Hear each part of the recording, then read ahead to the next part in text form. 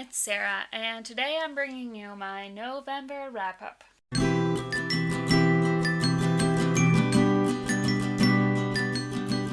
November was a huge writing month for me, and I did not do that much reading, so I have a lot more to talk about with the writing aspect of it, but let's talk about books first. So, the first book that I read was Big Magic by Elizabeth Gilbert, and I listened to this on audiobook.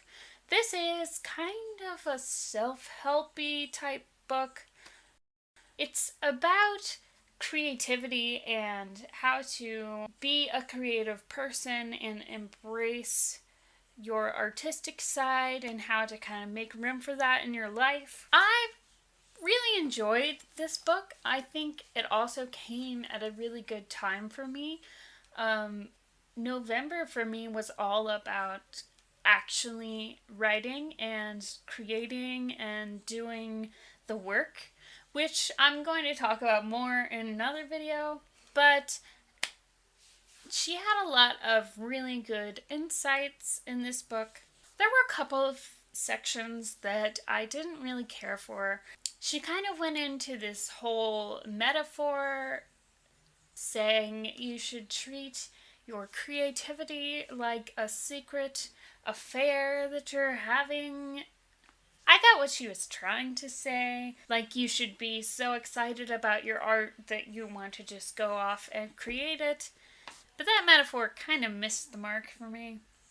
There was also a section where she went on about MFAs and how unnecessary they are and how you don't need an MFA to be a writer and it just will put you in a lot of debt, etc., etc. As a person who's already got an MFA in creative writing, this part was kind of upsetting. No, the MFA is not for everyone, and you certainly don't want to be a writer or an artist of any kind, but it also kind of irritates me when anybody tries to tell anyone else what to do or how to create. Anyway, in spite of those two sections, I really did like this book, and I think it is definitely worth reading or listening to, especially if you are a creative person. The next book that I read was Winter by Marissa Meyer. I have been anticipating this book all year, pretty much. This is the final book in the Lunar Chronicles. The Lunar Chronicles include the books Cinder, Scarlet, and Cress, so I absolutely loved those three books. With each one, I think I loved it a little bit more, and Cress was my favorite. So I was really looking forward to this, and I thought, well, she just keeps building on all the rest of the books, so this will be great. I did enjoy this book. I did not love it, though. I will say that it kept my attention, and I really wanted to know what was going to happen, but I just had some issues with the plot. I had some issues with the way that she wrapped everything up. I will say that her characters and her world building is really great. I really enjoyed all of these characters, and there were aspects of this book that I really did like. But I did have some issues. I can't really talk about the issues that I had with this book without getting into spoilers. So if you have read this book and you want to know what I'm referring to, stick around to the end of this video where I will get back to this.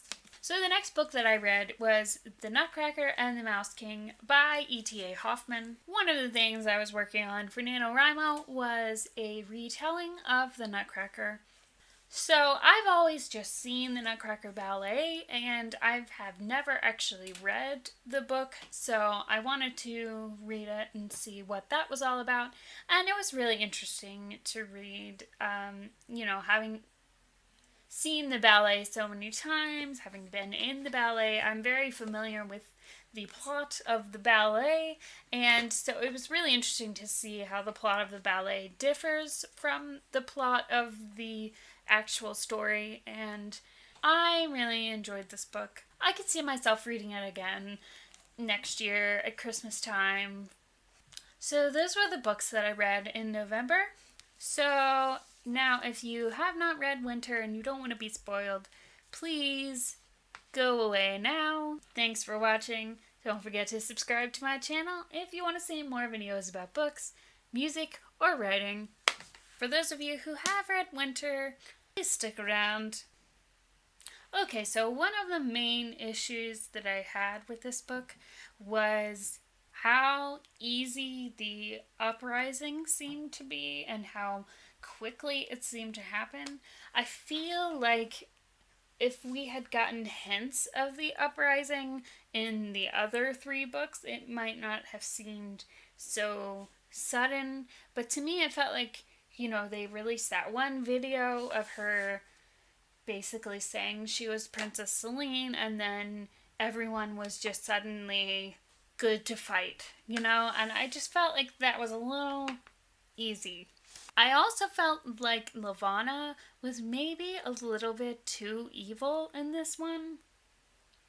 I mean, okay, she's been evil all along, but I feel like in Fairest, we kind of got a sense of why she was the way she was, and there was just like a hint of complexity, and it wasn't quite so black and white with her. But I feel like in this book, it just went right back to being totally evil, and like I couldn't even understand where she was coming from as much in this book, even though I knew the backstory. It just seemed excessive. It didn't seem as believable to me. Yes, I realize this is fantasy, but I mean believable inside the context of the world. I also kind of had an issue with the ending and the way Cinder just wanted to give up the throne, and she didn't trust the people to have a monarchy on Luna. But wasn't there a monarchy going on in the Eastern Commonwealth? Wasn't Kai part of a monarchy? I don't know. So that felt a little inconsistent to me. I mean, I understand that she never wanted to be the queen of Luna, but I kind of wanted her to rise up and do something with it, I guess. I also really felt like Wolf got majorly screwed over, and I feel like that was almost kind of glossed over. I will say I absolutely loved the Cress and Thorn scene when they're at was it the coronation? Or I think it was the coronation. Anyway, I really loved that scene. Cress and Thorn are my favorite couple in this whole series. I did enjoy that everyone did get their happy ending, and I thought it really fit the kind of fairy tale retelling. But overall, I think I just was expecting a little bit more from this book. What did you guys think? Were you disappointed at all? Were you completely satisfied? Let me know. I would love to talk about this with someone. Alright, so thanks for sticking around and listening to me rant about that a little bit. Thank you for watching, and I will see you in the next video.